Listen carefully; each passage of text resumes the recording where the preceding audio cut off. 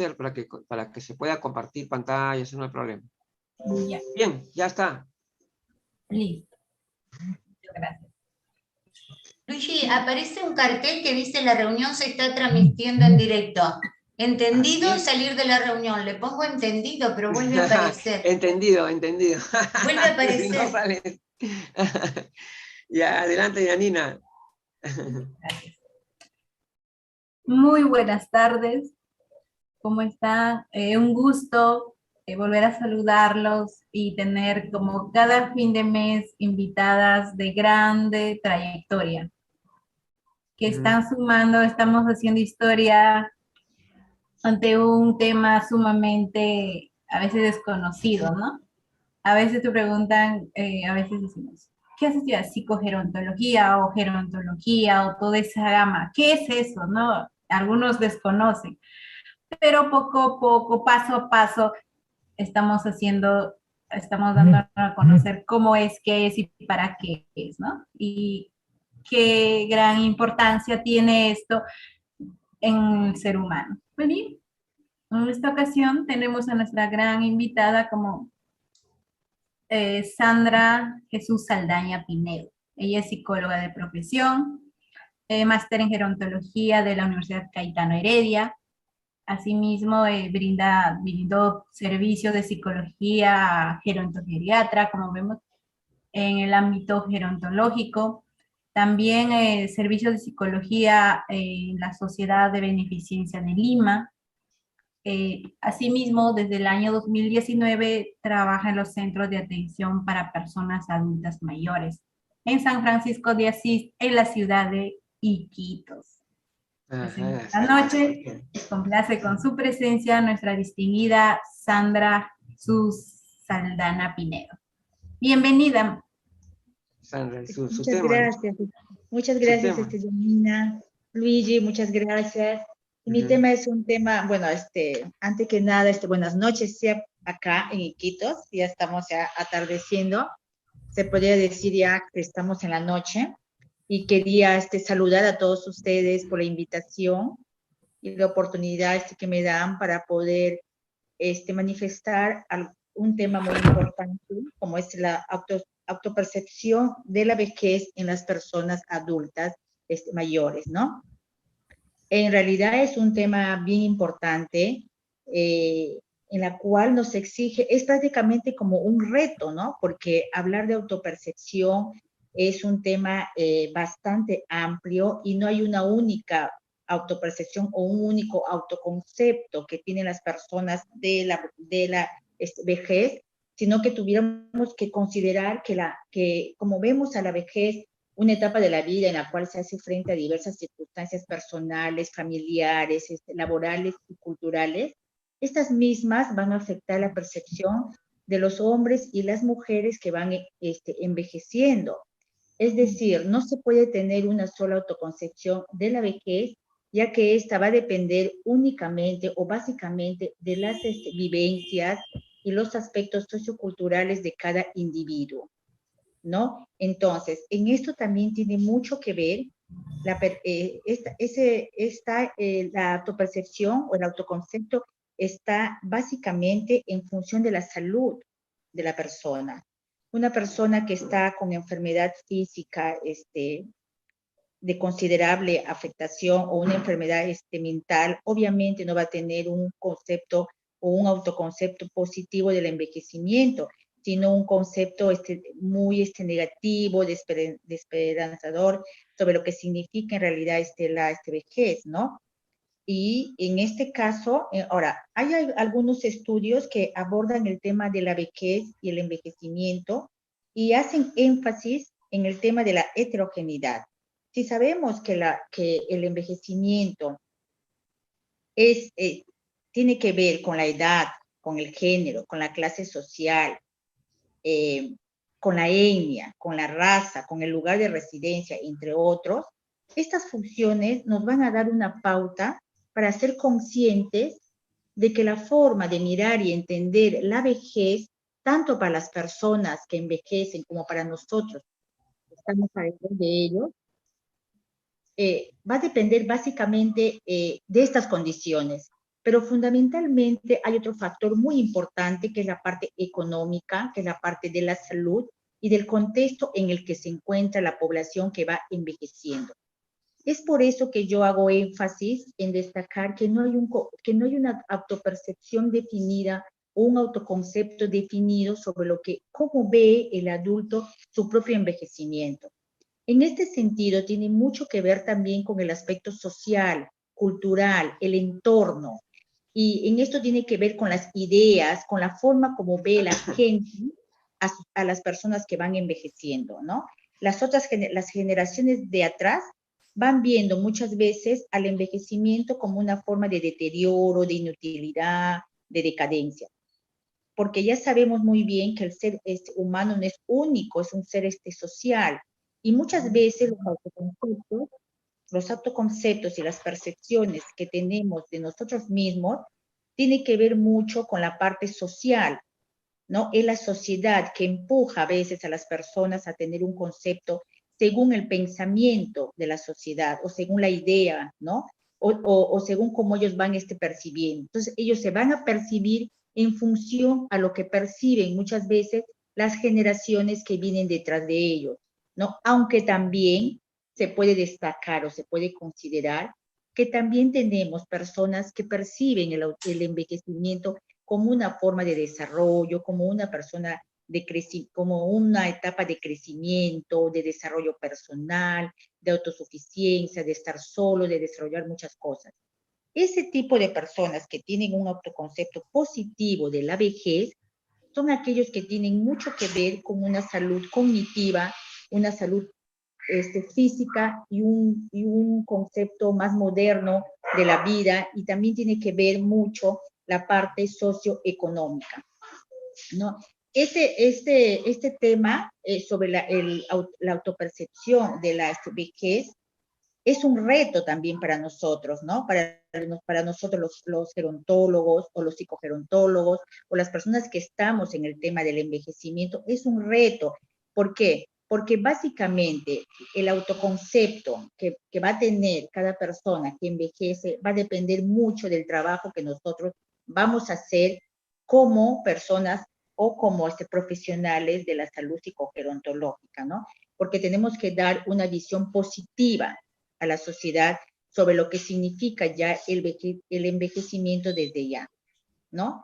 Yo considero eso, ¿no? Por ejemplo, en la ciudad de Iquitos, donde yo estoy, todavía tenemos un autoconcepto muy deficiente sobre el envejecimiento, no solamente de las personas institucionalizadas, sino también de las personas que viven con su propia familia.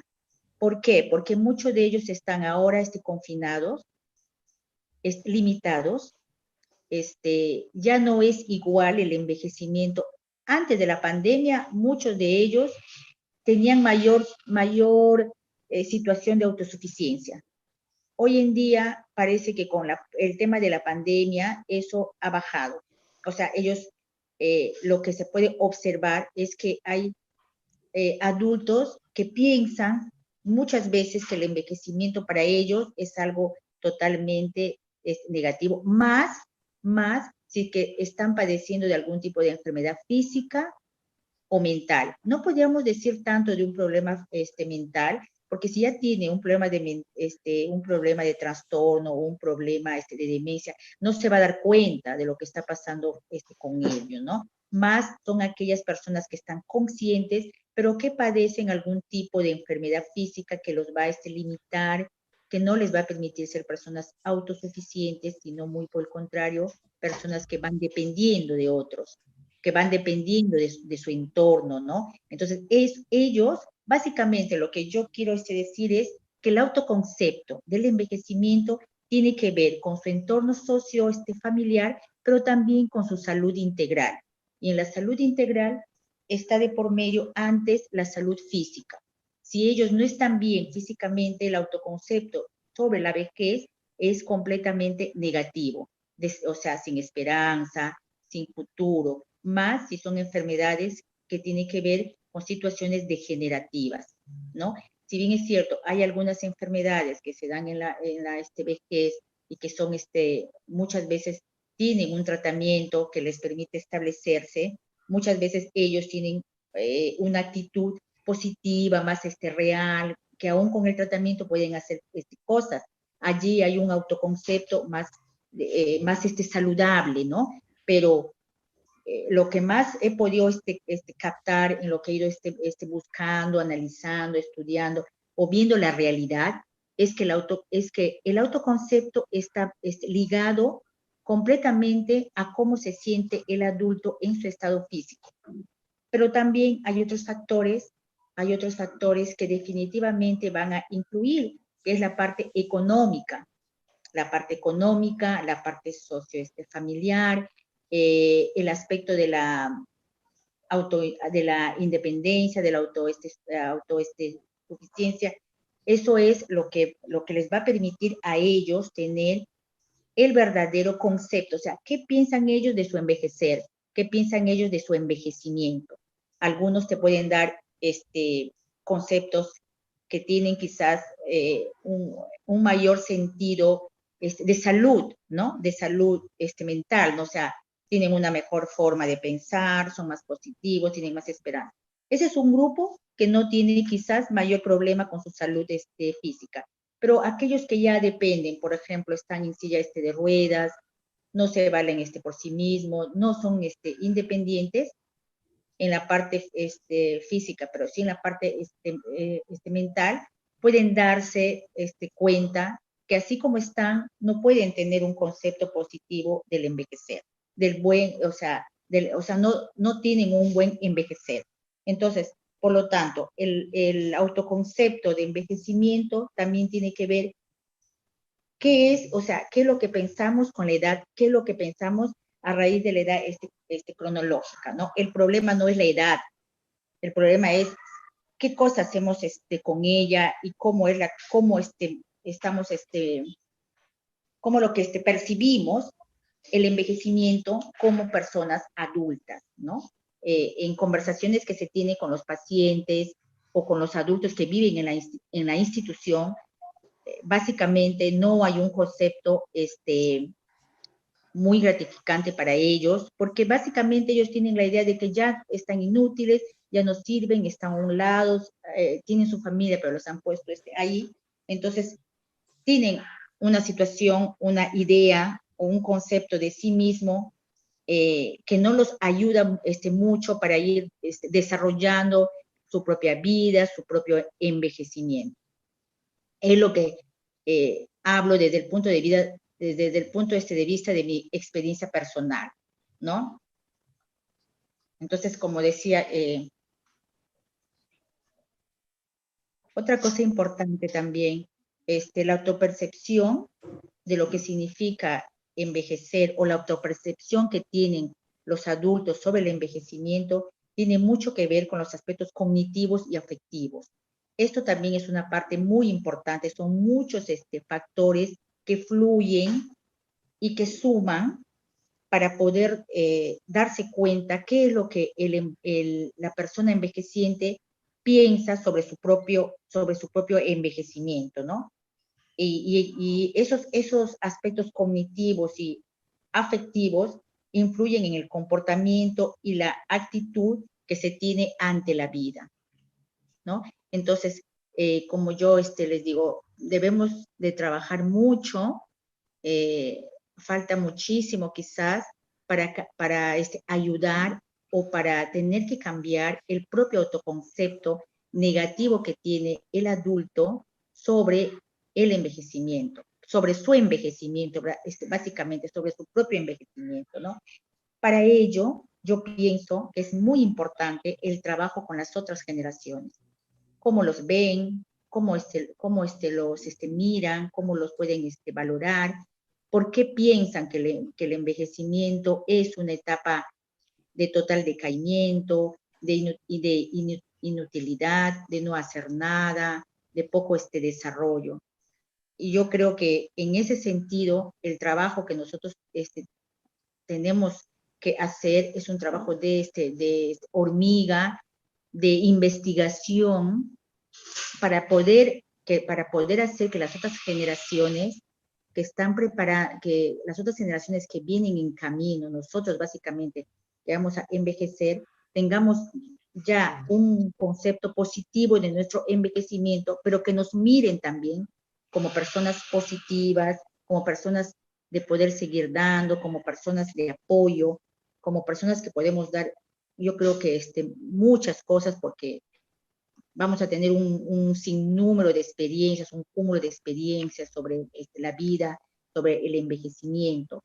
Entonces, este es un tema, si bien es bien amplio, considero que hay muchos factores que estudiar, hay muchas, ¿por qué? Porque hay muchos factores que tenemos que estudiar para saber qué piensa la persona que envejece sobre su propio envejecimiento, porque hay muchos factores o sea, que suman o que fluyen, ¿no? O sea, una persona que no tiene una salud saludable, valga la redundancia, sobre su situación física o sobre sus enfermedades, yo creo que nunca va a poder tener un autoconcepto positivo sobre su propio envejecimiento. Por eso es que el trabajo se debe hacer con las generaciones que vienen ya detrás, porque hace mucho tiempo se tiene la idea negativa, la propia persona que envejece tiene la idea o la actitud o el comportamiento negativo de cerrarse o de negarse a un envejecimiento de desarrollo, a un envejecimiento de mejor actitud, ¿no? Entonces, vemos o ellos ven, yo digo vemos porque ya me ubico como persona que estoy camino a una etapa de envejecimiento, pero yo veo que la persona, en la realidad, lo que vemos es que la persona adulta que está envejeciendo va a tener un autoconcepto real de su propia vida, de su propio ciclo de envejecimiento, según lo que está viviendo y lo que ha vivido. Más tiene que ver, muchísimo tiene que ver su estado físico.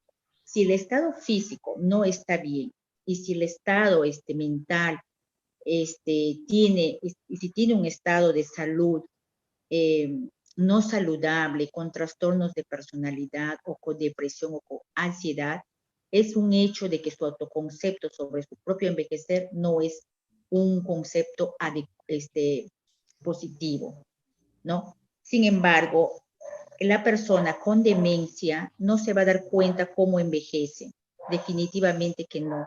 Entonces allí no hay un autoconcepto del envejecimiento en esa persona. Vamos a tener un autoconcepto de cómo envejece solamente las personas conscientes de su salud y de su vida. ¿Aló? Sí. Luigi, ¿me escuchas? Sí. Lo que decía, te estamos escuchando. Ah, ¿me estás escuchando? Sí, eso está claro. Lo que quería decir es que las personas que tienen un problema serio de trastorno de personalidad, de ansiedad, de depresión, muy difícil van a tener un concepto positivo de su propio envejecimiento, salvo que sea una persona con un cuadro de demencia avanzado en la vida, se va a dar cuenta cómo está envejeciendo. Por eso es que yo considero que hablar de autoconcepto sobre la vejez es bien amplio, no complicado, sino que tiene varios factores, varias condiciones que van a influenciar sobre el autoconcepto de las personas que van a ir envejeciendo o que están envejeciendo. Y en esto también tiene mucho que ver el entorno social, su historia de vida, dónde vive, en qué comunidad, cómo se desarrolla. ¿Y por qué? Porque como lo ve la gente, como lo ve la sociedad, es que muchos adultos mayores en proceso de envejecimiento, también ellos se tienen que ver.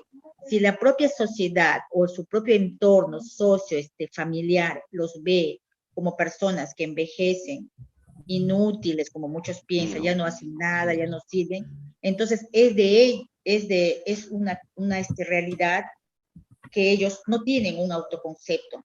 Ahora, tenemos que trabajar mucho este tema sobre el autoconcepto, sobre la autodefinición del envejecimiento en los propios adultos, pienso yo que el trabajo psicológico, psicogerontológico, deberíamos apuntalar hacia allá, ¿no? O sea, hacer que el adulto mayor que envejece, aún en una institución, tenga un concepto hasta el momento que esté consciente o con salud mental de su propio envejecimiento, ¿no? Es un trabajo bien arduo que tenemos que hacer, y en otros países se ha hecho ya investigaciones. En México hay investigaciones sobre el autoconcepto, pero en Perú yo creo que un tema bien importante es el tema del autoconcepto en las personas adultas, ¿no?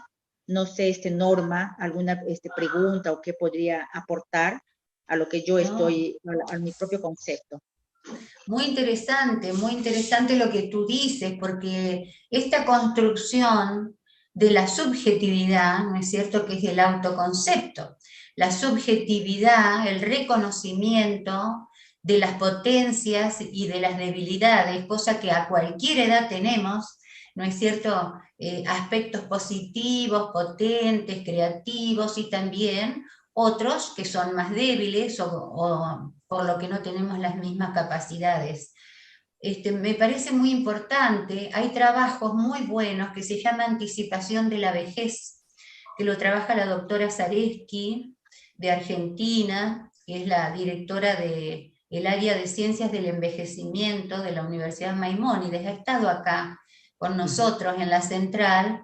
Bueno, ella tiene una investigación muy importante, que realmente nos ha atravesado a muchos de quienes hemos sido sus discípulos, de manera académica o simplemente que la hemos leído, porque esto de anticiparse a la vejez es muy, muy importante, porque uno va teniendo otros modelos de identificación, porque estamos hablando de una nueva vejez. Si no pensamos en nuestra propia vejez, en nuestros intereses, en nuestras potencias, entre los deseos de hacer tantas otras cosas que la vida a veces no nos permitió en otros momentos, repetimos a nuestros padres, a los viejos que llevamos dentro, decimos nosotros.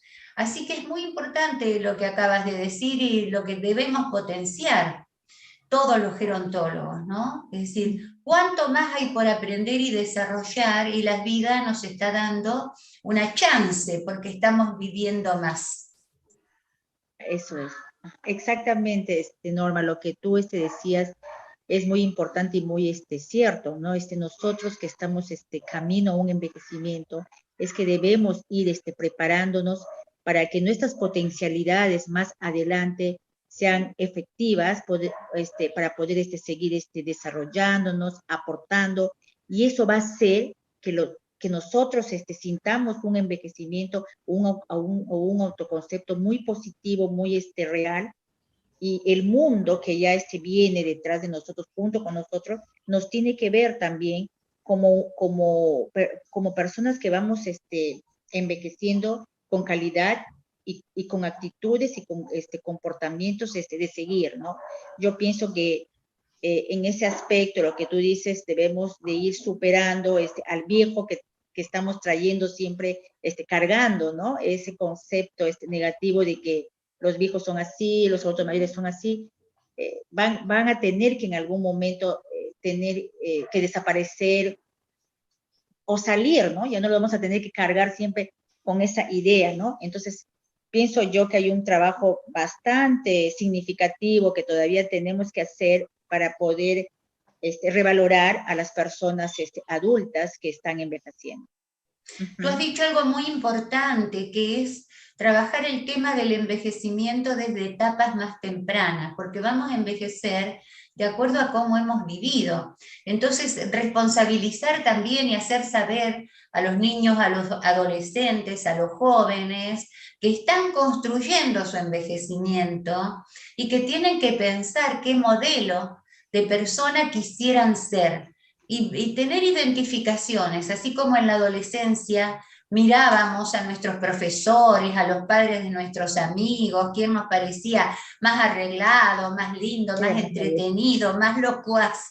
De la misma manera tenemos que pensar en otros modelos de personas envejecidas que son ejemplos esos modelos de identificación construyen la subjetividad y tener una vida que vaya alcanzando lo que quisiéramos ser.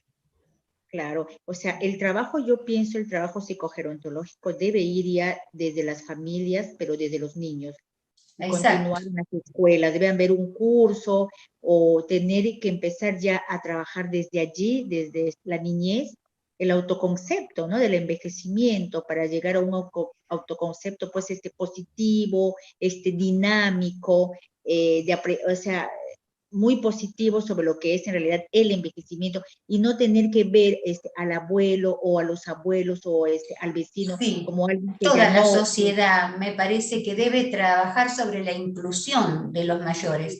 Cuando los mayores están incluidos en distintos ámbitos sociales, culturales, productivos, bueno, se los mira sacándosele el sombrero porque hay un prejuicio, De hay un admiración, prejuicio, claro, claro, que los de admira, porque respeto. admira a ellos, claro, de admiración y de respeto, porque son personas muy envejecidas, muy adultos, pero son un ejemplo para las otras generaciones, ¿no? Entonces, como te digo, Autoestima. deberíamos, yo pienso que con Luigi tuviéramos, no sé, los que estamos en este trabajo psicogerontológico, si no salimos hacia afuera, hacia las otras edades, no vamos a crecer mucho, ¿no? Porque el crecimiento tiene que empezar desde abajo. Entonces, trabajar con los colegios, con los niños, con las escuelas, con las universidades, porque muchos en realidad no conocen qué es gerontología, no, Así no es. saben qué Bastante significa desconocimiento. envejecimiento. Hay bastante desconocimiento, a Sí. pesar que nosotros sentimos que hacemos un Sí. trabajo con aporte hacia la sociedad, pero muchos no saben, por ejemplo, qué es gerontología, qué es eso, ¿no? Aún, Claro. como digo, se escucha todavía en la Hay mucho por sociedad, hacer. hay mucho por hacer y en el mismo trabajo, en el centro, en la calle, no sé, en los grupos sociales, en los jóvenes se escucha el viejito, el ancianito, el cochito. Sí, Entonces, pues, con esos esos, términos. esos, esos propios, Sandra, en la medida en que la gente mayor está desvalorizada, nuestras profesiones también. se van a Entonces, claro, somos nosotros que tenemos que empezar a armar canales, ¿no es cierto?, de caminos, revalorización, de respeto, caminos, claro, en todas las edades, y en todas trabajar las- con instituciones de inclusión sociocultural y económica. Es decir, Claro, mucha gente de 60 y Yo pico de quería hacer años son personas con talentos, ¿no? una yo creo que pregunta. sí, yo creo que Sí. sí, sí, Luis. Hay un tema, ya, hay una cuestión que se llama autoestima, ¿no es cierto? La autoestima es algo que se viene desarrollando a través de la vida, ¿no es cierto? O sea, hay personas que, por ejemplo, desde muy jóvenes tienen una autoestima, digamos, adecuada. O sea, tampoco no se van a caer ya pues en una Porque eso se caen. Pero digamos que esa autoestima, para que eso se mantenga, digamos, en un nivel adecuado, ¿no es cierto?, dentro de la sociedad, y que no se desplome más adelante a la mínima problemática que pueda haber de salud o de cualquier otro tipo, sería importante también decir cómo se mantiene en alto esa autoestima, ¿no? Esa buen concepto de uno mismo cuando ya los años pasan y seguramente pues probablemente tengan ya algunas dificultades que antes no tenían, ¿no? En todo caso, hablaríamos de una especie de educación para el envejecer, una educación gerontológica. ¿Cómo lo ves tú? A ver. Una educación para un buen envejecimiento también, ¿no? Aceptando los límites que tienen Claro. que llegar con la edad, ¿no es así? Y Claro. hay dos factores importantes que permiten tener un autoconcepto sobre el propio envejecer, que es la parte cognitiva y la parte afectiva. A mayor conocimiento, a mayor desarrollo cognitivo, el autoconcepto que tenemos de uno mismo es mucho mejor, más valorado, ¿no? Y eso es una realidad que está muy comprobada, porque aquellas personas cognitivamente poco desarrollados, un nivel bajo de conocimiento, tienen un autoconcepto de su propio ser, de su propia persona, por lo tanto de su propio envejecimiento, bastante bajo, bastante disminuido. Entonces, la cultura les da ese espejo. Yo creo que en la medida en que podamos incidir con difusión, todo lo que está haciendo Luis como periodista, es muy importante, los periodistas están penetrando en las reflexiones sociales, ¿no? Y está viendo a la gente, a medida que lo hacemos ver, qué está pasando con la cantidad de adultos mayores productivos, interesantes, creativos, deportistas, sociales, que hacen otra pareja, que viajan, que tienen una empresa.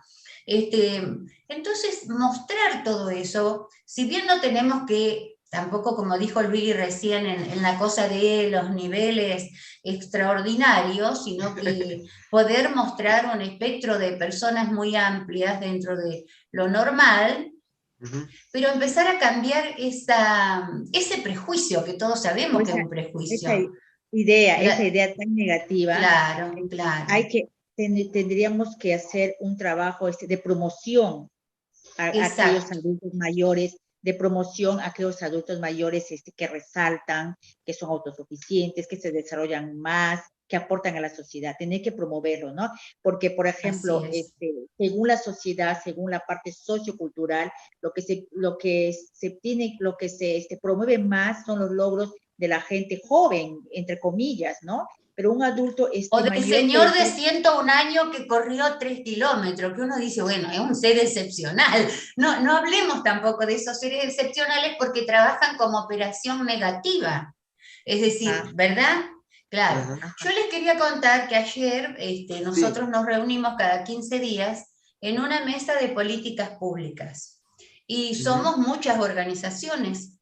Y resulta que justamente trataron este tema, de empezar a trabajar, claro, este ideario, ¿no es cierto?, este nivel de ideas que se tiene negativo en la sociedad, comenzar a trabajarlo con programas de radio, con eslogans, que nosotros mismos, distintos grupos, asistamos a distintos programas, pero tenemos que entrar en construir, y eso lo hacen los medios, porque los medios ayudan muchísimo a lo que son el imaginario social, a poder revisar toda esta cuestión. Y sí, yo creo que lo podemos promover todos los gerontólogos. Exactamente. Perfecto. Entonces, claro, Luigi, entonces yo creo que vuelvo a reincidir que el autoconcepto sobre el propio envejecimiento es un tema pues completamente bien amplio, que hay que trabajarlo de todas las edades, porque es un tema sociocultural, ¿no? Exacto. Exacto, o sea, eso básicamente, no hay establecido un autoconcepto del envejecimiento, eso no existe y no va a haber en mucho tiempo, pero intentemos en todo caso hacer un trabajo de promoción, de cambios en las ideas y en los conceptos todavía, los conceptos o los paradigmas negativos que la propia sociedad desde la niñez tiene del envejecimiento, ¿no? Yo creo que hasta allí mi aporte y podríamos dar pase a las siguientes ponencias. Sandra, muchas gracias, estimada Sandra. Gracias a ustedes. Gracias, Sandra. Gracias, Norma. Me voy a quedar escuchándolo. Presentar a nuestra ponente internacional. Así es, excelente punto de vista. Sí, tiene mucha razón. Aún está ahí en la mesa para seguir trabajando, discutiendo. Pues bien, en esta ocasión tenemos a nuestra distinguida Norma Alonso. Ella es psicóloga clínica egresada de la Universidad Nacional de La Plata, es redactora de primera ley, ejercicio profesional del psicólogo, es cofundadora de la Escuela Especial El Arca de Noé, es integrante de staff del Instituto de Neurología y Neurocirugía, es docente de seminarios en la primera universidad creada en Argentina, y es cofundadora de la Asociación Solidaria para la Tercera Edad, el recreo como modalidad de autogestión, es mediadora familiar, es mediadora comunitaria, es delegada del Foro Mundial Mediación de Congreso de La Habana. Asimismo, es fundadora del Foro de los Derechos de la Persona Mayor. Como vemos, ella tiene una amplia trayectoria en temas de adulto mayor. Asimismo, es conferencista sobre nuevas viviendas para personas mayores en Cooperativa de Vivienda Entre Ríos, en la Cámara de Construcción de Quito, Ecuador. Asimismo, tiene proyecto Vivienda Cambia con tu Cambio, seleccionado por la Cátedra Trayectoria de Inversión de la Facultad de Ciencias Económicas. Asimismo, es convocada para la participación en la Mesa Política Pública para Personas Mayores, convocada por la Defensoría del Pueblo. Pues bien, ella hoy nos acompaña con el tema de el ambiente promotor de la autonomía en nivel de la persona mayor y la accesibilidad.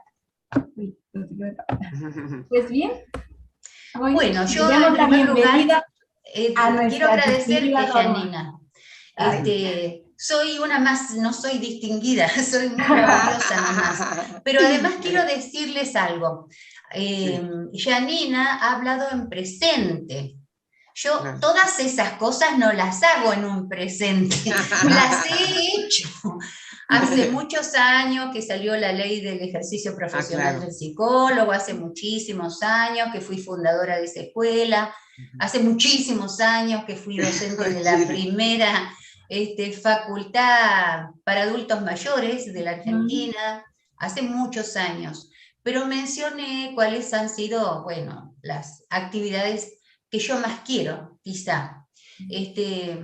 Tampoco ya soy parte del staff de la institución de neurología y neurocirugía, lo fui hace muchos años, trabajé muchos años allí en equipo, pero voy haciendo otras cosas.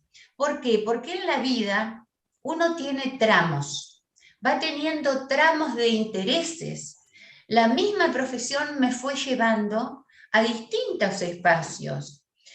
Siempre estuve con la gerontología, porque cuando comencé a dar clases ahí o seminarios en la Facultad de la Mediana y Tercera Edad, como la llamamos acá, que es una réplica, digamos, de la Universidad de Toulouse, se llaman universidades abiertas, ¿verdad? No tienen títulos universitarios, ni todo lo que se aprende es de nivel académico, son distintos seminarios para que la gente mayor esté estimulada y siga teniendo intereses. Bueno, de ahí surgió un grupo que también se interesó en hacer otras cosas, y surgió la Asociación Solidaria para la Tercera Edad, el Recreo, que le vamos a tener que cambiar el nombre, porque hace tantos años que se fundó que se llamaba Tercera Edad. Que a veces se usaba antes, pues. Como se usaba antes, por eso le quería aclarar a Janina que muchos de esos temas son del tiempo pasado. ¿Qué es lo que hago hoy? Bueno, hoy tengo una organización que se llama Club Palabra Mayor, que tiene distintas áreas de trabajo, y siempre las trabajo esas áreas con distintos profesionales o personas de la comunidad o instituciones de la comunidad, porque son áreas diversas. Por ejemplo, trabajamos en derechos, muchas organizaciones y personas individuales, y logramos que se creara el cargo de defensor del pueblo de las personas mayores, que fue un gran logro. Justamente esa defensora es la que convoca a muchas instituciones y organizaciones públicas, ¿no es cierto?, funcionarios, a la mesa de políticas públicas, donde estamos trabajando también. Porque una cosa va abriendo otra. Bueno, el tema vivienda siempre me preocupó muchísimo, y me llevó la vida a preocuparme, porque me convocaban familias para ir a hacer evaluaciones de sus padres a instituciones donde estaban internados, y decían que, bueno, que algo pasó, que habían cambiado mucho, que estaban mal, que casi no hablaban, que no tenían ganas de nada. Yo iba a hacer una evaluación y me pasó muchas veces, ¿Por qué? Porque el envejecimiento nos ha encontrado a todos desprovistos de recursos. Entonces, y además porque cambiaron las familias. Yo les pediría para empezar, porque yo me voy a entusiasmar tanto que no quiero perder el eje de esta charla. ¿Por qué? Porque esta charla es muy importante, porque vamos a hablar de una especialidad muy poco conocida, muy poco conocida, que es la psicología ambiental. Es un área de la psicología que no se conoce lo suficiente, y eso que tiene ya 50 años. La psicología ambiental comienza hace, sí, más de 50 años, en los años 70 aproximadamente, y en los 60 y algo, los 70, comienza a desarrollarse la psicología ambiental, y aún hoy es poco conocida. Sí recuerdo en esas charlas tan hermosas que tengo con Benjamín Ortiz, que es un gran maestro, que hay que tenerlo en cuenta mucho a nivel latinoamericano, por la formación académica, por la experiencia, por la solidez. Conversamos mucho estos temas. ¿Por qué? Porque el ambiente puede generar actitudes positivas como negativas. Y resulta que hoy ha cambiado mucho la sociedad. Y en realidad se dice, yo le voy a pedir, ¿quién tiene los slides para pasar, las filminas? Luigi. Ya listo, lo voy a, ahorita comparto. Bien. Escritorio. Primero tengo que abrir el... Excelente, sí, hay mucho vacío en ese ámbito, ¿no? El ambiente, el campo... El ambiente es muy importante porque vivimos en espacios exteriores, en espacios interiores, pero fundamentalmente, según lo conversado con Benjamín, que lo ha ido leyendo, estudiando, recogiendo, el 90% de la vida de nosotros la vamos desarrollando en espacios interiores. El 90% de nuestra vida. Fíjense qué importante que son los espacios interiores. ¿Por qué? Porque los espacios tienen una interacción con el sujeto. Y resulta que allí ocurren nuestras emociones, nuestros sentimientos, nuestros recuerdos, nuestras acciones, y ello está influenciado por el espacio, está optimizado o denigrado por el espacio. Y nosotros tenemos recuerdos de nuestra vida, de nuestro pasado, y tenemos experiencias de nuestro presente, experiencias que se desarrollan dentro de los espacios. Por eso, vamos a la segunda filmina, por eso decimos que nosotros somos los lugares donde estuvimos. Fíjese qué importante, porque la experiencia humana entonces está ligada a la experiencia espacial. Siempre estamos recordando los espacios y somos influidos por ellos, así como influimos sobre ellos. Entonces adquieren un papel muy relevante en nuestra percepción y en nuestro comportamiento psicológico. Seguimos a la próxima.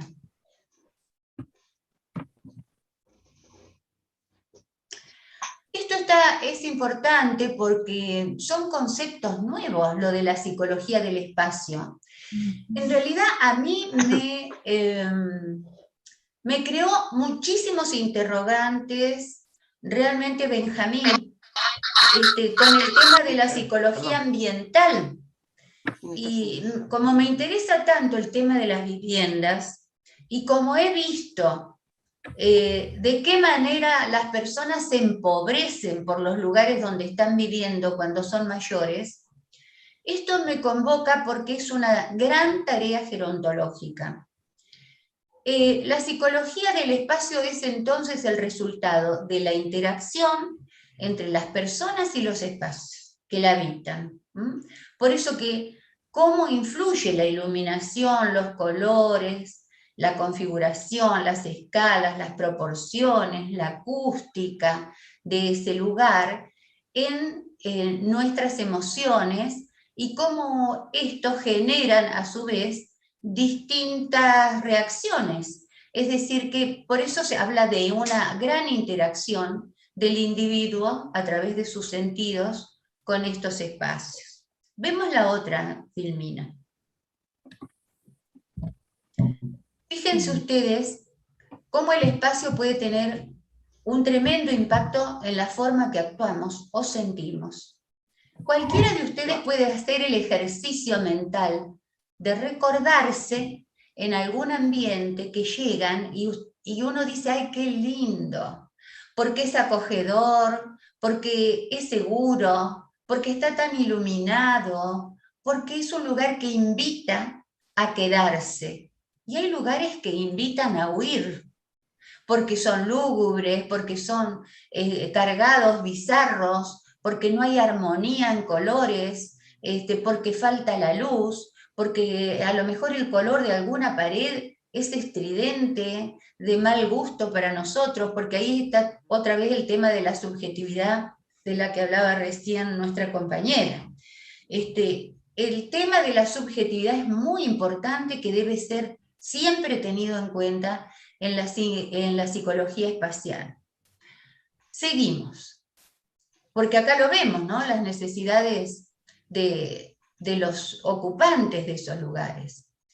Bueno, la psicología del espacio, según David Alan Cope, dicen que es el estudio de las relaciones y comportamientos humanos en relación a su contexto, ya sean entornos construidos como naturales. ¿Por qué? Porque impactan directamente en el subconsciente y esto contribuye al desarrollo de emociones. Podemos ser más positivos, podemos estar más irritados, podemos estar más adormecidos en los espacios que habitamos. Es muy importante este tema porque estamos frente a un enorme desarrollo demográfico. Tenemos que aprender un poco más qué le sucede a la gente en los espacios donde va a vivir muchos años. Seguimos, por favor. Bueno, esto es importante que veamos. Entonces decimos que el ambiente no es un espacio neutro y carente de valores. ¿Por qué? Porque está culturalmente marcado. Y cuando decimos culturalmente marcado, aludimos a muchos aspectos. Aspectos económicos, aspectos estéticos, aspectos personales, aspectos económicos. Entonces, debemos ver qué pasa con los ambientes donde vamos a transitar la etapa más larga de nuestra vida. Sigamos, por favor.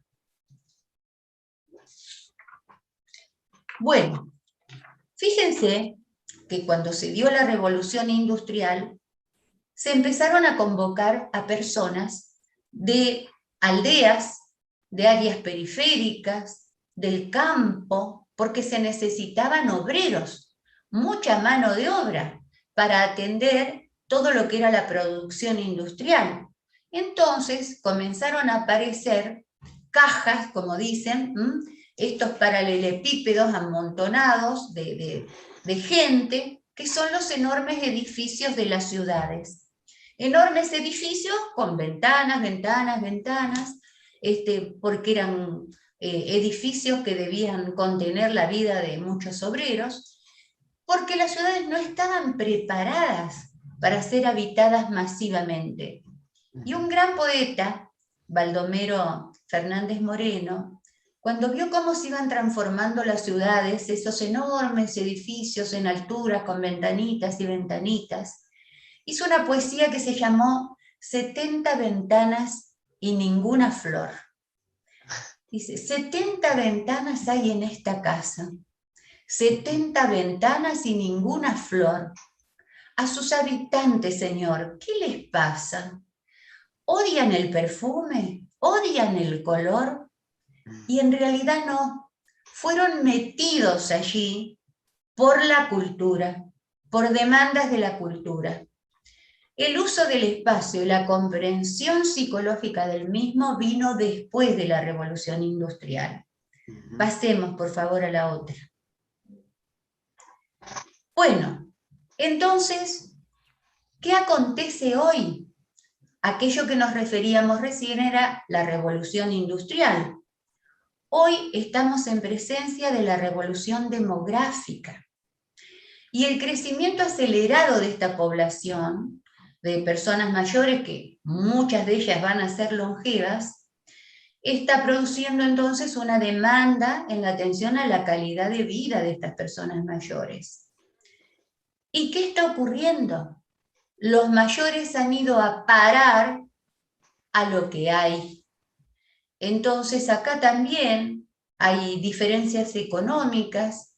Muchos están amontonados en una habitación de una casa que se dice residencia para abuelos, y son casas grandes donde en una pieza a veces hay 4 o 5 personas viviendo, compartiendo, conviviendo con desconocidos, donde perdieron totalmente su estilo personal y además perdieron su intimidad.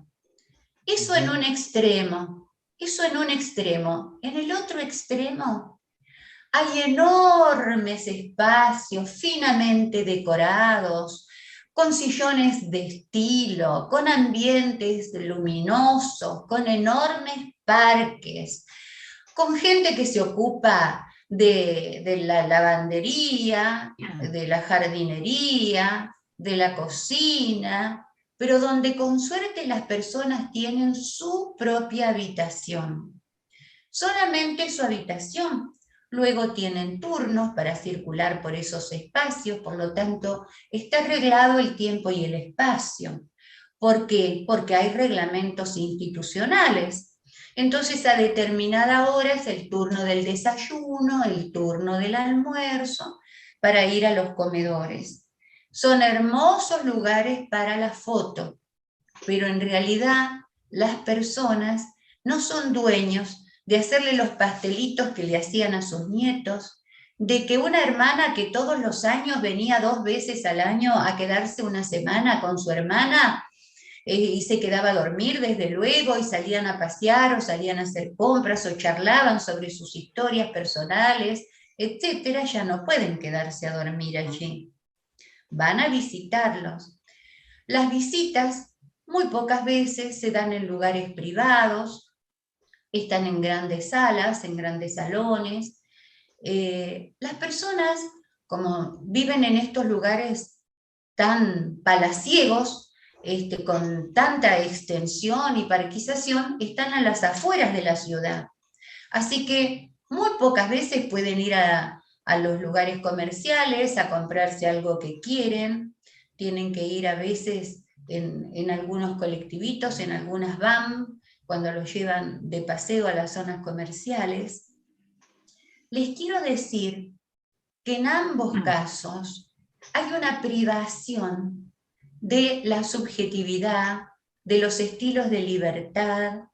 ¿Qué pasa con estas personas cuando se enferman? Y bueno, son internadas, van a los centros sanatoriales, tienen una gran desvinculación con sus familias y viven con desconocidos. A veces se amuchan entre 5 o 6 que les resultan más familiares y arman pequeños grupos dentro de esos enormes grupos. Pasamos a la próxima, por favor.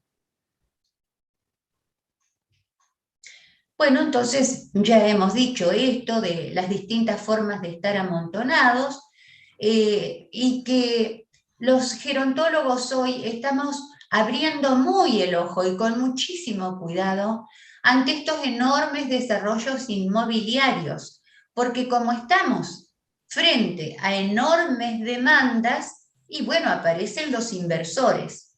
Entonces, ¿en qué van a invertir?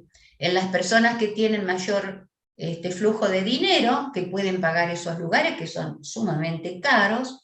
Entonces hacen lugares muy atractivos, pero son hoteles, son resorts, donde tienen desayuno, donde tienen almuerzo, donde tienen la cena, donde tienen su habitación, tienen sus lugares. ¿Qué de tan dueños son? estos sujetos que allí viven? Si están como huéspedes de un hotel y tienen reglamentos allí dentro para poder convivir. Seguimos, por favor.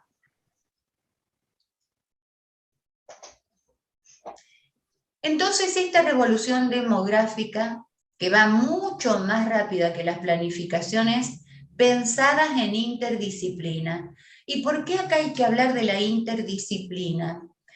¿Y por qué es necesario conocer un poco más profundamente a este enorme colectivo que son las personas mayores, que de por sí son muy diversas? Pero hay que ir conociendo aspectos de su subjetividad para poder tener desarrollos más acordes con lo que sería su casa. Hay que trabajar en interdisciplina. Para mí es un lujo que podamos estar hablando de esto los gerontólogos. Tenemos que asociarnos con los arquitectos y ambos escuchar a los ocupantes de estos espacios. Seguimos, por favor.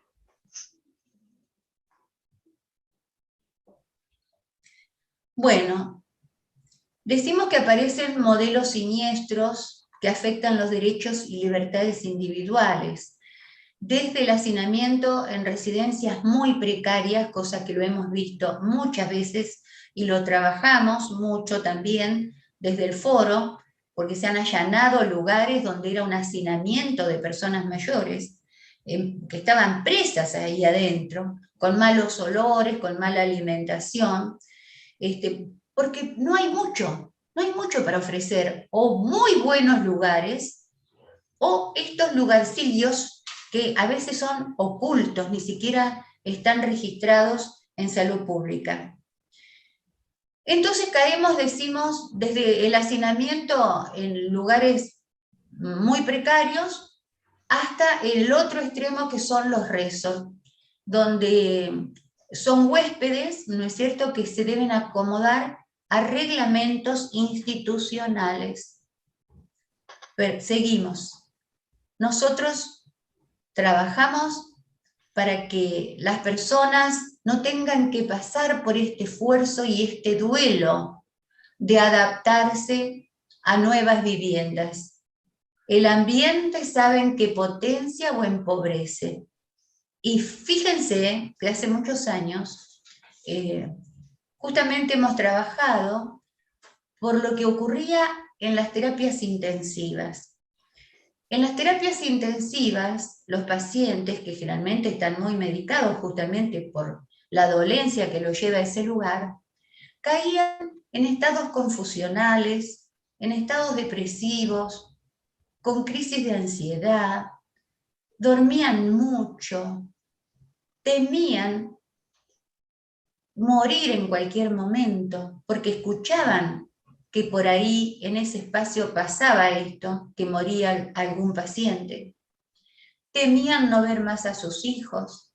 Estaban confusos, no sabían si era de noche, si era de día, en qué día estaban. Entonces, se vio la necesidad de abrir ventanas en las terapias intensivas.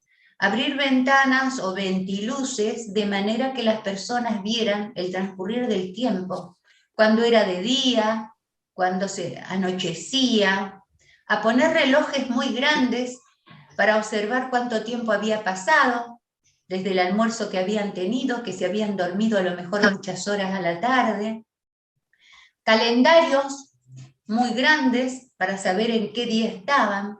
Eso los hacía no perderse en la cuestión temporal. También se vio la importancia de que tuvieran más contacto con la familia y las visitas fueron 2 veces al día. 2 veces al día y generalmente a los horarios de la comida.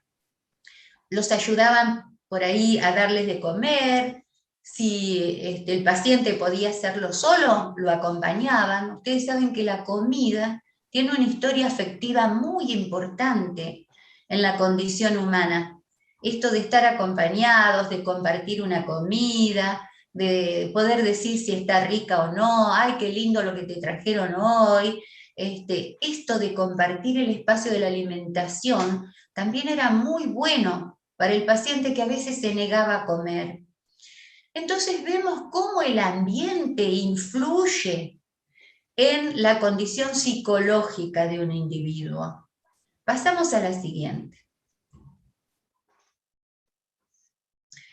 Bueno, Robert Sommer, al que he conocido también a través de Benjamín Ortiz, una obra que me ha encantado, me ha tenido fascinada leyendo para ustedes, para poder dar hoy esta charla. Realmente es tan conceptuoso que le comentaba a Benjamín, pero Robert Sommer es un antropólogo del espacio, más que un psicólogo, es un antropólogo, realmente es una maravilla. Bueno, ¿qué dice en este libro maravilloso, Espacio y Comportamiento Individual? Que me costó muchísimo conseguirlo en Argentina, lo conseguí usado, porque no existe este libro ya, traducido al español, aquí. Dice que los planificadores y proyectistas deben desviar parte de su atención del pasado a los edificios que han sido y a los del futuro como utopías, y estudiar interdisciplinariamente, y vuelvo a subrayar esta expresión, los edificios en el presente, atendiendo comportamientos y necesidades del usuario. Les quería decir el tema de los edificios del pasado. Argentina ha tenido un pasado muy rimbombante y glorioso hace muchos años. Fue un país muy rico, con una enorme mirada a la cultura europea. Acá hay residencias fastuosas, preciosísimas casas de familias con doble apellido, que después se vinieron a menos, como nos hemos venido todos, menos los políticos, por supuesto. Y esas casonas hermosas eran símbolo también de la aristocracia. Entonces mucha gente permanecía en ellas porque era un respaldo, era como un escudo de nobleza, además porque eran bellísimas, son bellísimas. Pero ¿qué pasaba? Cuando ustedes vieron que las mujeres viven más que los hombres, una mujer se iba quedando sola dentro de esa casa, que le daba prestigio, que hablaba de sus antepasados, que en las ciudades era reconocida esa casa, esa mansión, pero ellas que iban sintiendo, que vivían en casas fantasmales, porque había muchísimos espacios que ellas no los habitaban nunca, ni siquiera iban, que además después les costaba mantener esas casas, por las humedades, por el frío, por el calor, había que transformarlas. Realmente muchas tuvieron que aceptar que no era el lugar adecuado para ellas. Aparte, como eran las casonas de la familia, todos los grandes festejos se hacían en esas casas, lo cual era un trabajo para la persona que habitaba. Entonces, los gerontólogos tenemos que ayudar a pensar que no debemos quedar atornillados a la casa donde hemos vivido siempre. Hay épocas en que acá se usaron casas con muchísimos desniveles. Eran modernosas, muy lindas, con desniveles, escaleritas y escalones por todos lados. Esas casas tampoco son aptas para los adultos mayores. Entonces tenemos que ayudar a que las personas sepan que cada tramo de la vida, en cada tramo de la vida, nos merecemos vivir en un espacio adecuado que nos potencie y no que nos enferme, que nos limite. Sigamos, por favor, a la otra imagen. Entonces, decimos que todavía no estamos trabajando para las viviendas adecuadas, que hoy el usuario se somete a los espacios y a las dinámicas de uso que le han asignado los arquitectos sin conocer a sus usuarios. Hoy entonces hay mucha gente que necesita que alguien cuide a sus padres, y acá también hay muchas cosas por hablar. Vieron que también trabajo en derechos, hay muchas cosas negras atrás de estas internaciones, de intereses económicos, estoy diciendo, los internan en lugares amontonados que son casas, que hay una señora que los atiende y a veces esas casas están bajo un servicio de emergencia médica, pero no tienen ni siquiera estimulaciones, ni actividades, nada. No son gerontólogos, no tienen médicos, están así porque son más económicas. Entonces, ¿qué pasa? Esa gente se somete a ese espacio. Los que son muy ricos, que van a los grandes resorts, también se someten a ese espacio. Pues ya no son más dueños de entrar y salir cuando quieren, porque los lugares quedan lejos. Le dicen, el miércoles y el jueves o el viernes va la van al centro. Entonces hay que anotarse para ver cuántos van a ir al centro, porque por supuesto que esas van tienen un espacio limitado. Ya no son dueños, se someten a esos espacios que les están ofreciendo. Sigamos, por favor.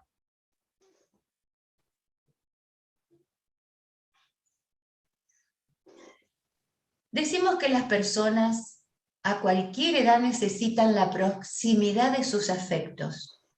Y los afectos son las personas, pero también son las costumbres, son las comidas, son los olores.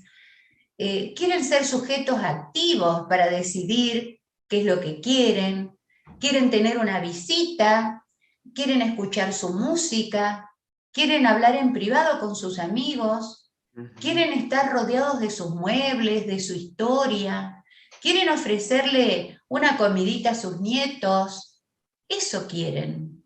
Eso es ser dueños del lugar que habitan. Seguimos, por favor.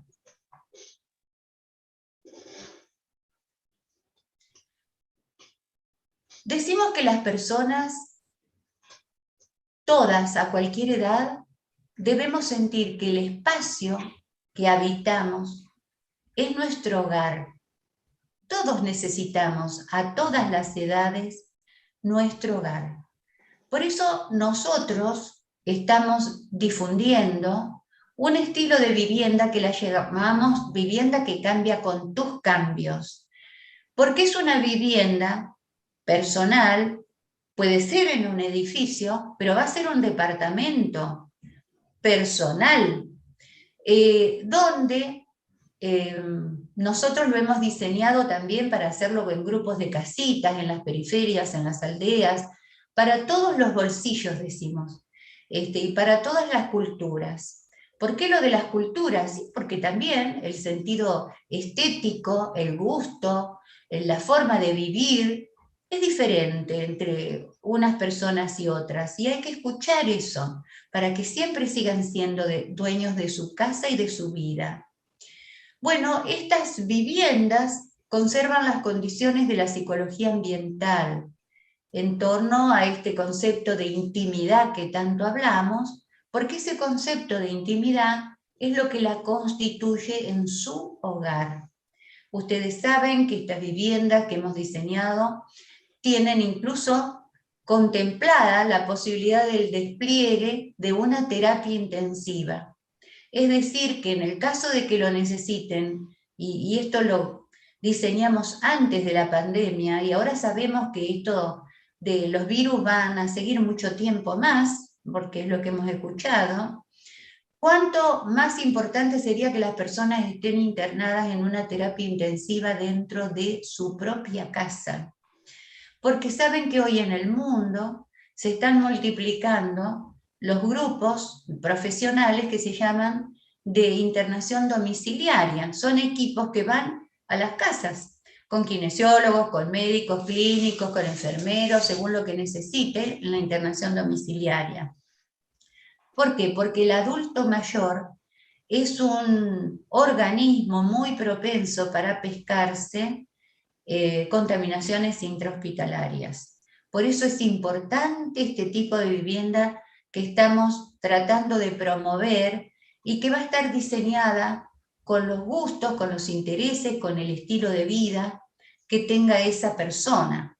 E incluso va a estar contemplada para que esa persona pueda seguir teniendo autonomía, así esté en un sillón de ruedas. porque se puede tener autonomía en un sillón de ruedas. Es decir, hay que diseñar la casa para que ello sea posible. Seguimos, por favor.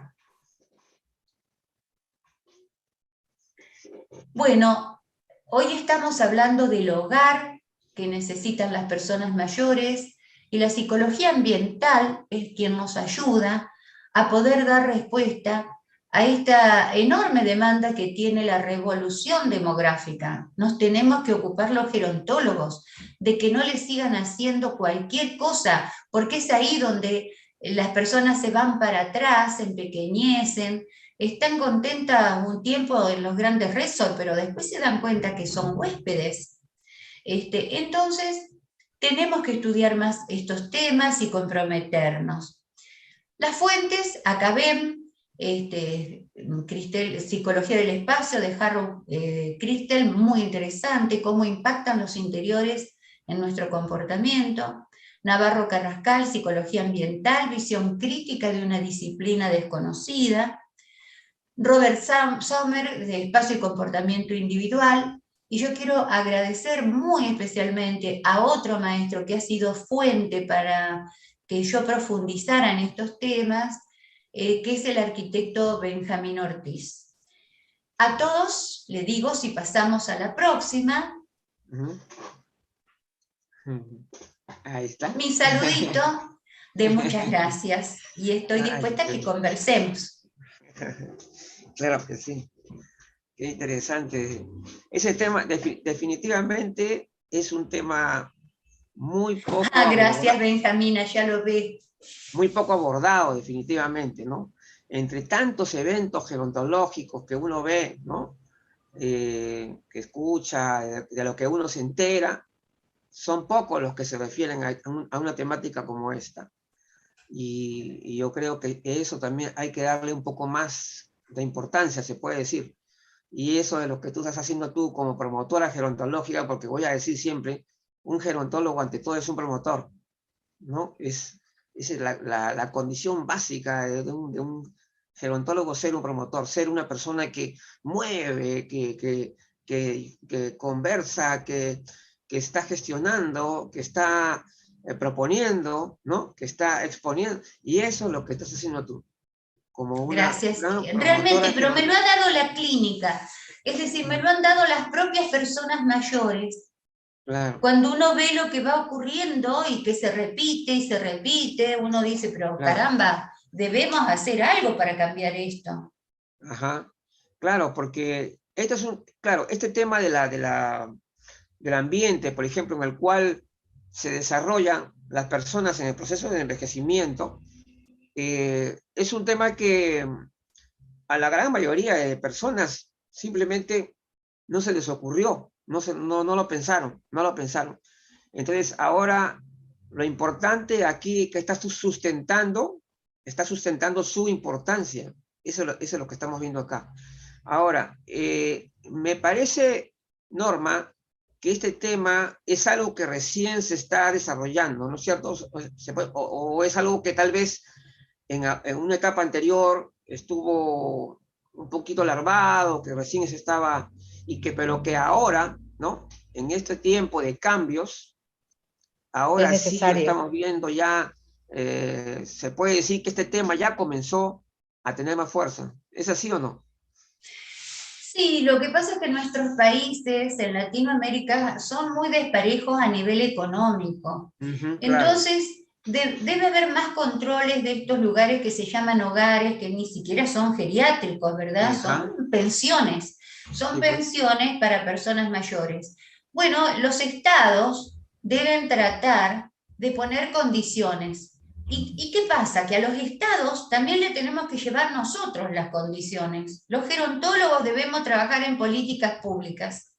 Debemos ayudar a los funcionarios, porque muchos llegan ahí porque pegaron carteles para las elecciones, pero no saben de gerontología. Muy buena Claro. Sí, entonces, nosotros estamos trabajando ad honorem a nivel comunitario. En todas estas áreas que te digo, estamos trabajando ad honorem. Es decir, ¿por qué lo hacemos? Porque no puede ser que seamos tan necios de que nos llamen para ver a un señor o a una señora que está deprimida. Nos damos cuenta que es lo que desencadenó ese cuadro en esa persona y nos quedemos, no sé, dándole un antidepresivo o enseñando, tratando de que se junte con otra gente. Esa señora no se siente dueña de su casa. Esa señora ya no puede hacer la comida que le gustaba a sus hijos. Esa señora ya no puede recibir a sus amigas a tomar un tecito y a charlar un rato, a jugar a las cartas. Esa señora tiene que comer esa comida que no le gusta y ella sabe cocinar. Es decir, los empobrecemos ahí adentro, no los están cuidando. Entonces, es en el caso de los más pobres. En el caso de los no tan pobres, al principio se sienten príncipes, porque van a un lugar ostentoso, maravilloso, los atienden casi con galeras, ¿no? Pero al principio todo es una novedad, pero después no son más dueños de la casa. Les empiezan a decir, fulanito, que no, todavía no le toca, usted tiene que venir dentro de una hora al desayuno. Acuérdese que es el segundo turno. ¿Me explico? No viven en su casa. O quiero ir al centro porque quiero ir a cortarme el pelo. No, pero pasado mañana recién van al centro. Anótese allá en conserjería para ver quiénes van a salir al centro. Están institucionalizados, por más lujo que sea. Claro, eso es verdad. No son dueños de su propia vida, pues, eso es verdad. En ese momento ya no son dueños. Claro.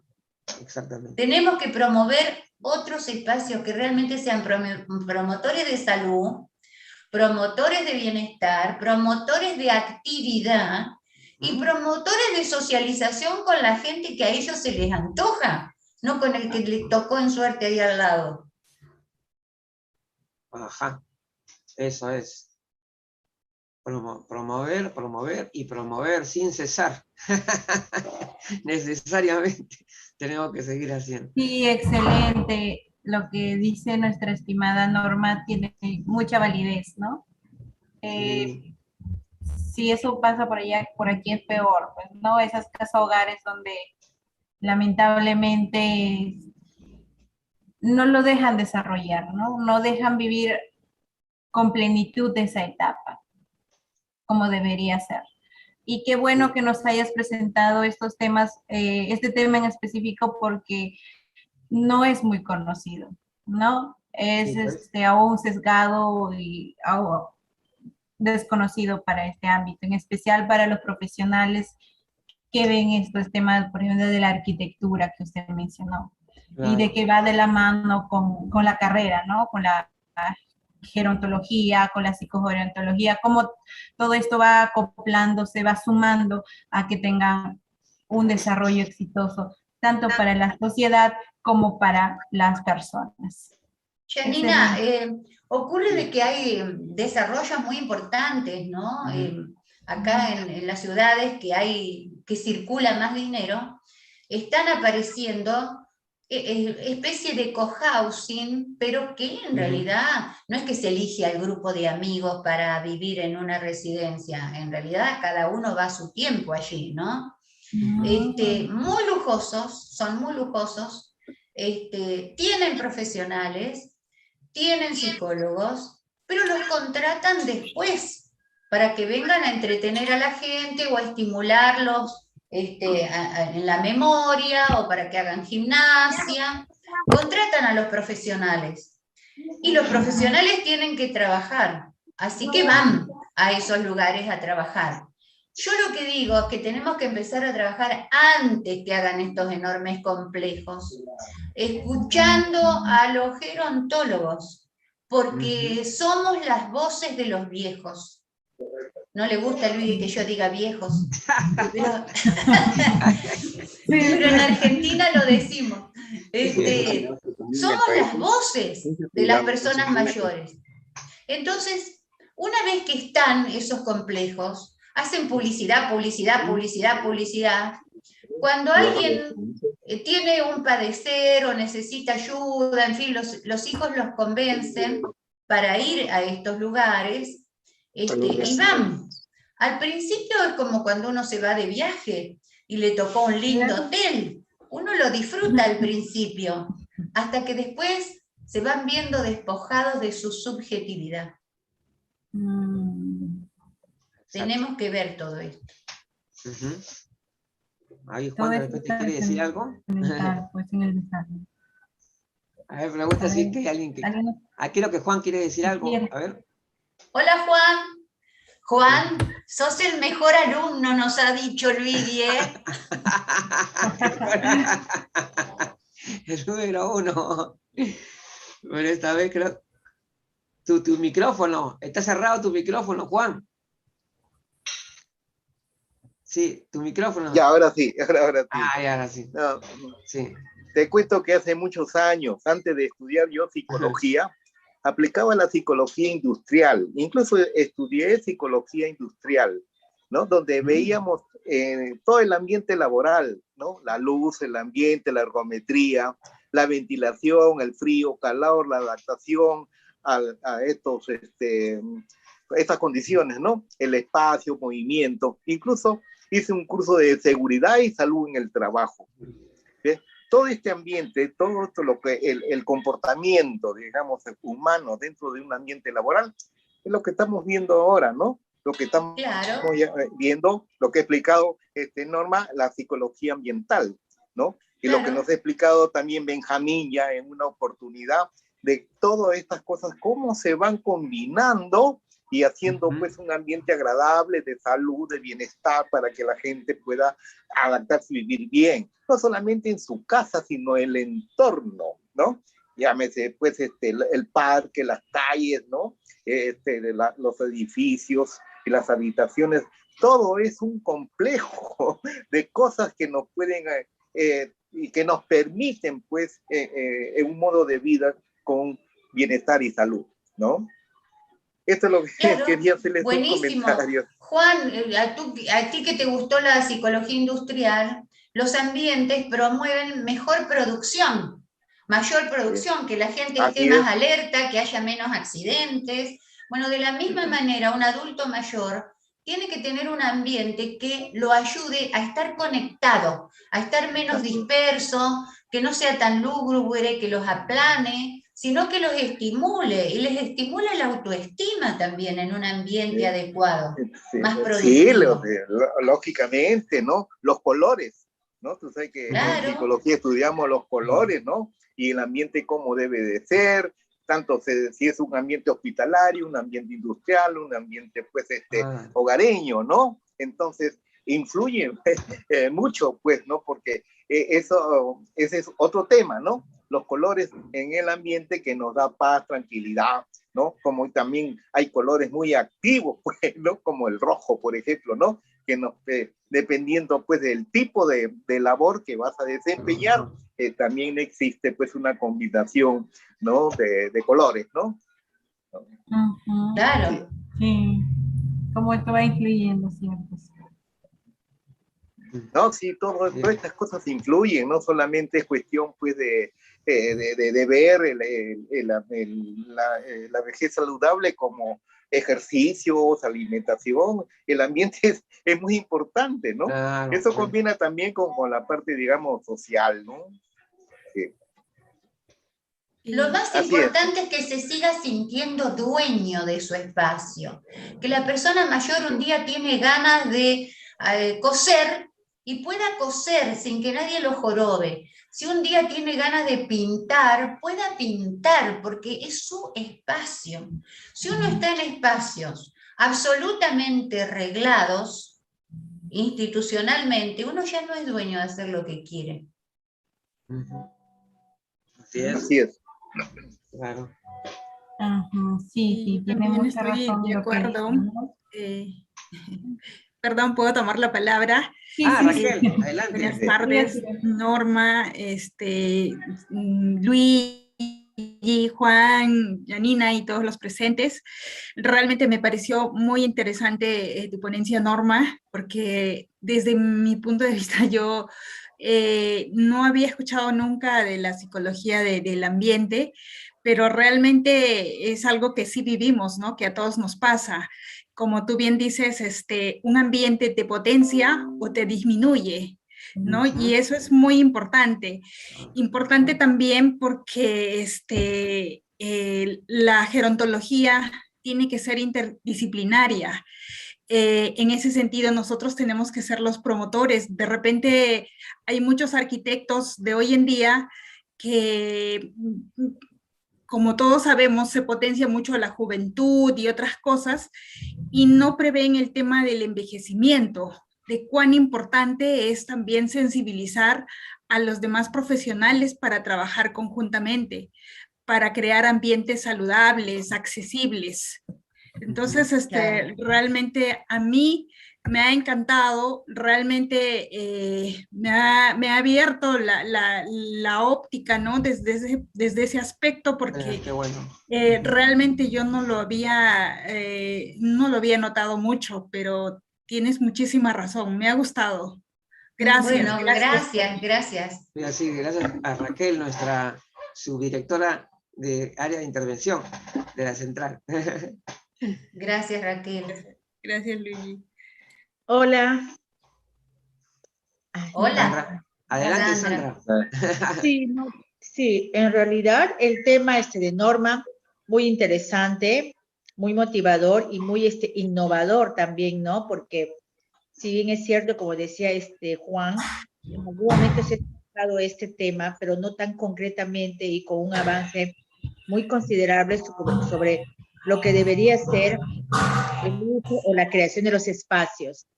Entonces no me queda más que felicitarte, Norma, por esta excelente contribución a la gerontología, que sin lugar a dudas, el espacio, el ambiente o el lugar en donde estamos también va a contribuir a que las personas que envejecen tengan un autoconcepto quizás más positivo sobre el propio envejecer, ¿no? O sobre su propio envejecimiento, ¿no? Todo eso como que va sumando. Entonces una nueva, una nueva alternativa, una nueva innovación que se va conociendo y que va a sumar a lo que es en realidad la gerontología, ¿no? Una disciplina multidisciplinaria donde se va conociendo más aspectos que van a hacer posible el buen envejecimiento. Gracias, Norma, y felicitaciones. Y a ti, Sandra, te digo que yo quiero muchísimo tu ciudad. Quito me parece hermosa, y estuve invitada hace 2 años por la Cámara de Empresarios de la Construcción. Justamente me invitó. Sí, en Quito. En Perú. No, Iquitos. No, es Iquitos. Tú eres de Iquitos. Claro, yo te entendía Quito. Y digo, pero me parecía que la banderita con la que aparecías era de Perú. Ya. No, Iquitos, Perú. La ciudad de la Amazonía, es la ciudad de la Amazonía peruana más importante de todas. Sí, buenísimo. Sí, y es sobre todo atrae muchísimo al turismo porque hay el acceso pues a la selva amazónica. Y ahorita estamos en un verano amazónico, hay playa de ríos, y siempre estoy con un pañuelo porque es un calor insoportable. Es un calor tremendo, es la selva. Pues. Sí, claro. Okay. ¿Qué temperatura tienes en este momento? Ahorita debemos estar con 35 grados. Y a esta hora, mira, a esta hora. O sea que en pleno día llegan a 40. Sol puede ser hasta 40. Sí, bastante calor. Sí. Y llueve cuando hay sol.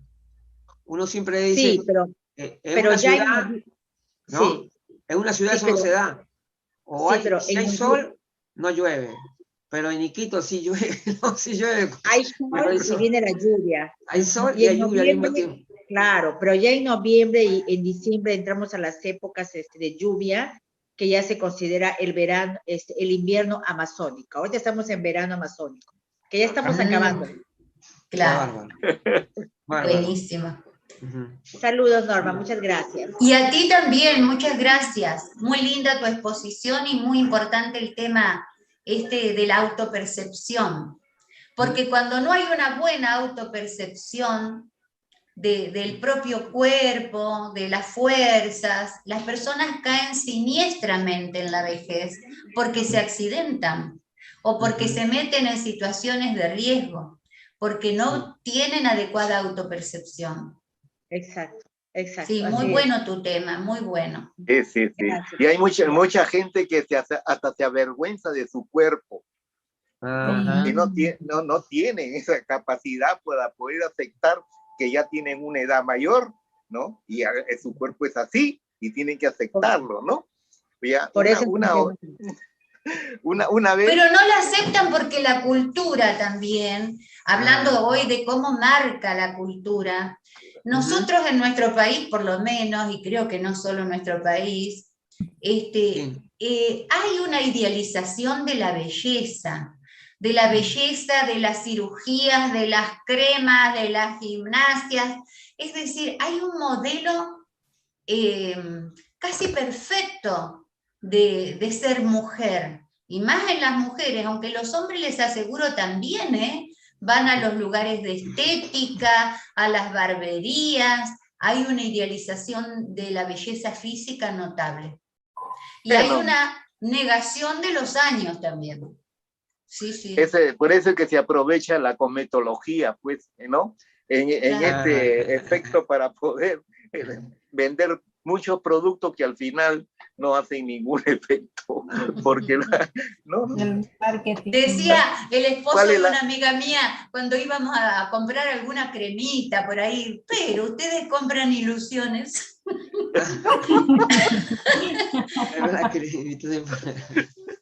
Bueno, ahora sí te veo reír. Hasta ahora se está buscando la fuente de la juventud. Bueno, te cuento que acá en el Perú hay una fuente de la juventud. Te voy a mostrar cuál es. Churín.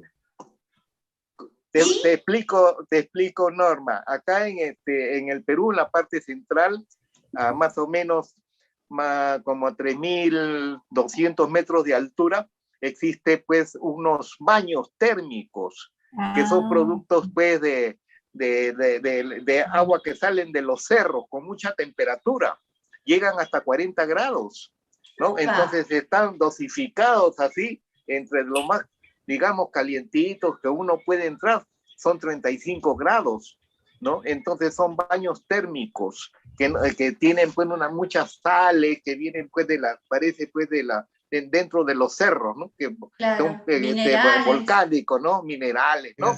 Entonces mucha gente va allá a esos baños porque tienen artritis, ¿no? Tienen dolores musculares, entonces vienen ahí bien. Entonces la gente a eso le llama una fuente de la juventud, porque vienes tú bien tonificado, relajado por el ambiente que hay, porque ahí no hay fiesta, no hay música, no hay discotecas, no hay nada. Paz y tranquilidad. Vienes hecho otra persona. Entonces, aquí se le llama la fuente de la juventud a los baños de Churín. Muy bien. A tenerlo en cuenta. Claro. Sí, pues, el agua caliente. El agua caliente, sí. El agua caliente, sí. Ahora pasamos a la segunda exposición. Muchas gracias. De los baños termales. Sí. Bien. Oye, Yanina, sí. Muy bien. Bueno, me toca presentar, yo la tengo que presentar a Yanina.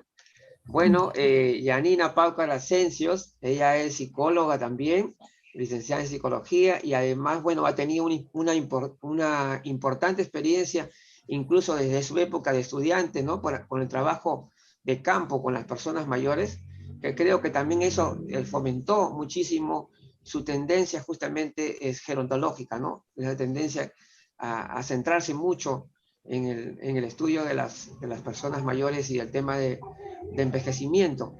Ella, como ya ustedes ya saben, ella también forma parte del equipo de la Central Informativa del Adulto Mayor, en la coordinación de psicología, de la cual tenemos acá su coordinador también con campaña, y también y así que, por lo tanto, el tema a tratar es impacto de eventos normativos asociados al curso de la vida. Adelante, pues, Yanina. Muchas gracias. A ver, ¿puedo compartir activa, por Sí, favor, claro. para compartir Sí, pantalla? sí, claro. Sí, ahorita te... te pongo para que compartas pantalla. Ya, listo. Ya está habilitada la función. Listo, excelente, gracias. Ya está. Okay. Listo. Sí, logran visualizar, ¿verdad? Claro, pero todavía no aparece ahora sí lo veo. Ahora sí lo veo, pero claro, recién está abriendo, ¿no? Ahí dice PowerPoint. Ahí está, sí, porque la semana pasada seguía Sí. hablando y no aparecía ningún material. Claro, claro. Muy bien. Muchas gracias. Pues bien, el impacto de eventos normativos asociados al curso de vida. Bueno, este tema mayormente es como para complementar nuestra ponencia anterior, ¿no? Cuánto o cómo esto impacta o cómo esto ve nuestra sociedad este proceso, ¿no? Es mayormente visto como el periodo de ciclo vital, que este ciclo vital va acompañado con ciertas amenazas o que son mayormente perjudiciales para el adulto mayor. Esta vista desde el ámbito social, desde el ámbito también personal y familiar que va teniendo en este proceso el adulto mayor, ¿no? Mayormente estos eventos normativos son vistos o esperados, es como decir los clichés, ¿no? Bueno, cuando yo llego a los 60, los 65, cuando soy adulto mayor, viene la jubilación, por el tema del trabajo, el nido vacío, los hijos se van, viudez, los amigos más marchan, o sea, hay ciertos factores que esto va a ir influyendo en el adulto mayor. Y como esto a la vez va trascendiendo, no solamente a él, sino a su entorno, ¿no? A lo que es el ámbito familiar. Asimismo, toda esta situación, cómo al adulto mayor va afectando en el campo del estrés, de la ansiedad, distintos síntomas o factores psicológicos, ¿no? Que van influyendo en ellos. Asimismo, el curso de vida es muy distinto al ciclo de vida, porque el curso de vida es un desarrollo vital que se construye a lo largo de la vida. Como mayormente esto es visto como la calidad de vida y cómo esto va incidiendo en cada etapa de la persona, ¿no? Esto ya viene desde, como mencionaba nuestra ponencia anterior, ya se van formando, ¿no? Desde la infancia, todo el desarrollo, cómo va influyendo en él y cómo va a ir afrontando cuando pasa esta etapa, ¿no? Sí, esto es la trayectoria, la transición, ¿no? De los momentos o sucesos vitales. La llegada de los hijos, cuando termina quizás la universidad, momentos significativos para él, la llegada de los hijos, eh, los ascensos en algún trabajo, ¿no? Momentos significativos, sucesos vitales, oportunidades, las oportunidades que él ha ido presentando en su trabajo, en el campo familiar, ¿no? Y cómo estas oportunidades y efectos han ido sumando en este curso de vida. Y además esto es muy trascendental para decir, cuando se es adulto mayor, cómo va a ir afrontando, ¿no? Ya no viéndolo como un desgaste, como una desvalorización, sino viendo como una oportunidad de seguir creciendo. Asimismo, en el ciclo de vida vemos el desarrollo por etapas que se dan de una manera, diría, lineal. Esto vista por un psicólogo, ¿no? Que dice desde el nacimiento, la adolescencia, la juventud, adultez. Esto ya lo ve desde el proceso que va, ¿no? Como bien dice, de manera lineal. Cómo esto va a ir trascendiendo hasta la vejez, ¿no? Cómo va transcurriendo cada una por etapas, desde la niñez, cómo cada uno ha ido afrontando y cómo esto ha ido causando incidencias en el adulto mayor para que tenga un impacto asociados a eventos normativos al curso de vida. No solamente en esto va atañendo, también a esto va influyendo lo que es la viudez, la desesperanza de vida que va teniendo. Asimismo, en este evento cambia un rol importante en otra población, un cierto grupo de población, que es el ser abuelo. Esto cómo va a cambiar sus paradigmas al sentirse útil, el sentirse que tiene un apoyo familiar, ¿no? Cuando cumple este rol de ser abuelo. En algunos casos es confundido ya como terminan criando a los nietos el adulto mayor, ¿no? Los padres trabajan y en este caso el adulto mayor pues termina criando a sus nietos. Y pues, viéndolo por el otro lado más favorable para ellos, ¿no? Como el ámbito de que ellos puedan seguir desarrollando es su rol que van inculcando en ellos, ¿no? Y cuán importante va a tener en el curso de vida de este adulto mayor. Asimismo, ¿por qué impacto de eventos normativos? Porque cada etapa, cada proceso tiene trascendencia, ¿no? Como esto lo va viendo en cada etapa, en cada proceso, y cómo esto va ayudando a su crecer, y no solamente a su crecer personal, sino involucrándose en el ámbito social.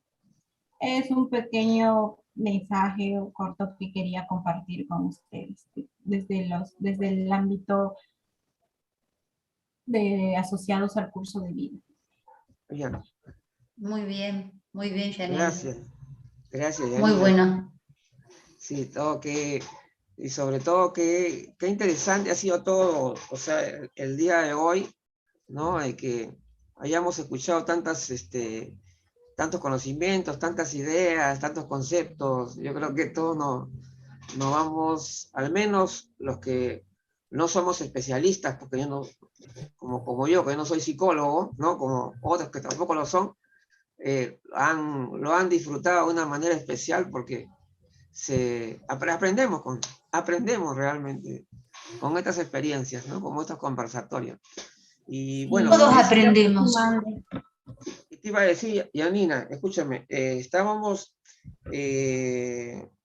claro, definitivamente tú has narrado la secuencia de acontecimientos que pueden ocurrir en la vida de una persona y cómo esto la va afectando y cómo va, digamos, a formar lo que va a ser su envejecimiento, ¿no es cierto? Por todos estos hechos, al final de cuentas, es igual que yo, por ejemplo, si a mí me pasa, cuando yo tengo 30 años, me pasa algo, tengo algunos acontecimientos que me impactan cuando yo tengo 40, 50 años, probablemente mi visión de futuro, ¿no?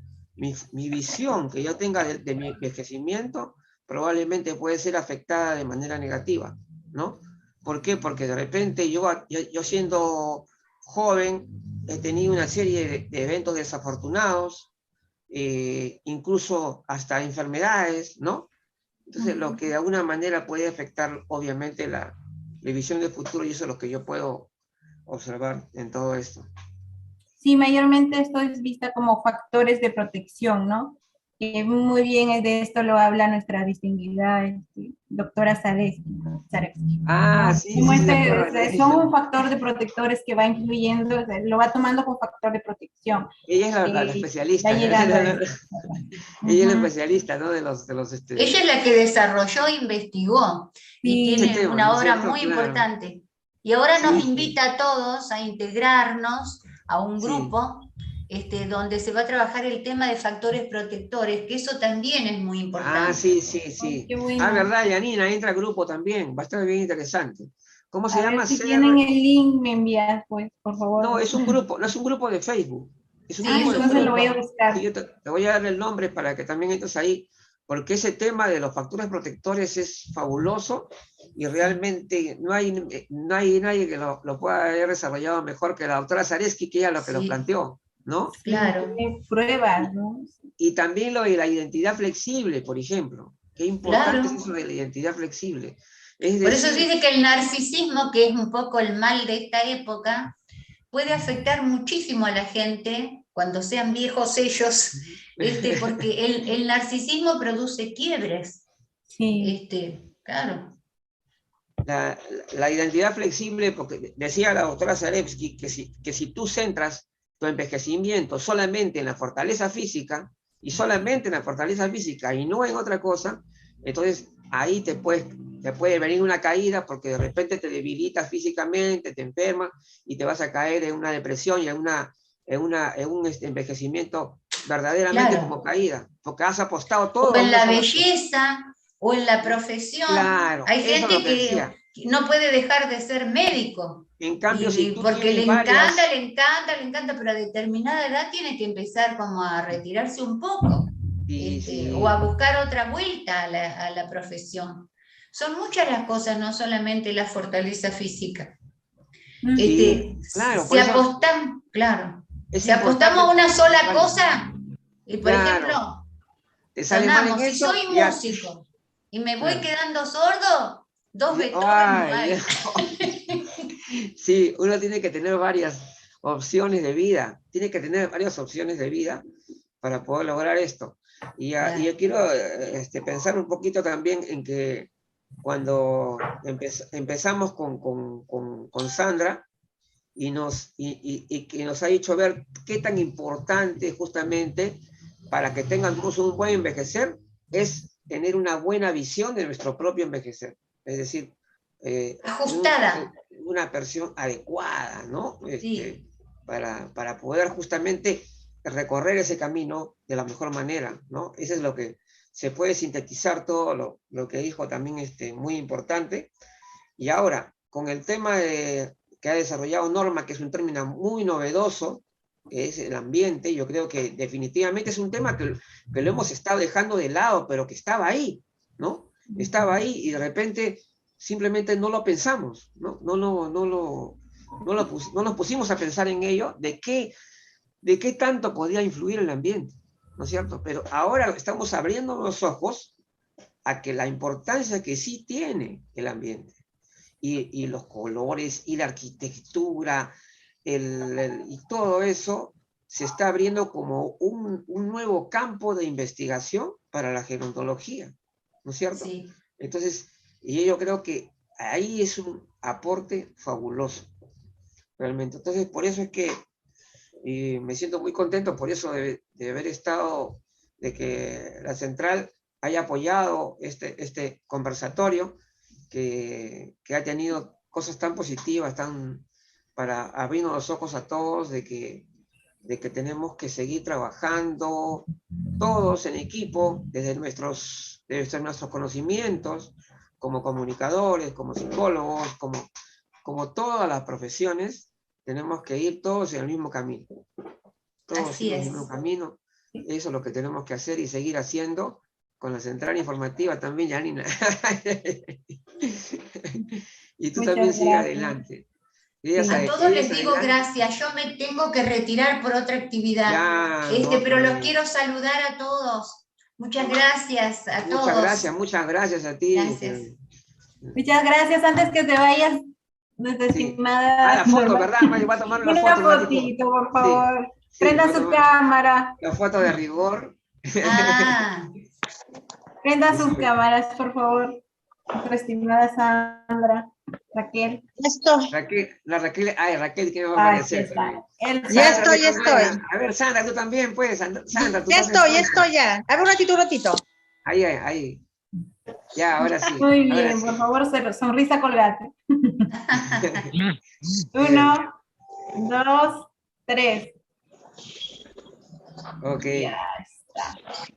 Gracias. Gracias, Janina, por estas iniciativas. Y sigue adelante. Muchas gracias a cada uno de ustedes. Los esperamos el siguiente mes. Con otros invitados. Gracias a todos. Gracias Benjamín. Aplauso para todos. Gracias Luigi. Gracias Juan.